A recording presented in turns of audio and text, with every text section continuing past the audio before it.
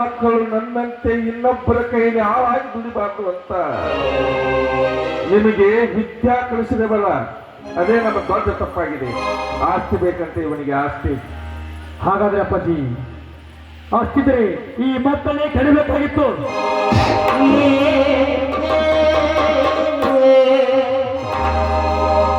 ಮಕ್ಕಳನ್ನು ಏಕೆ ಹಣೆ ಬೇಕಾಗಿತ್ತು ಅಂತ ನನ್ನನ್ನು ಕೇಳ್ತಾ ಇದ್ದೀಯ?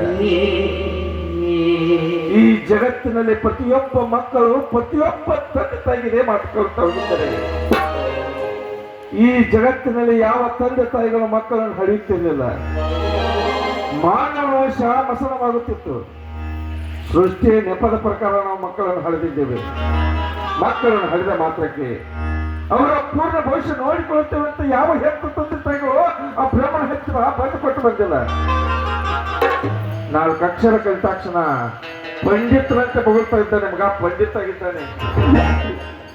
ಯಾಕ್ರಿ ಈ ರೀತಿ ಆಡ್ತಾ ಇದ್ದೀರಾ?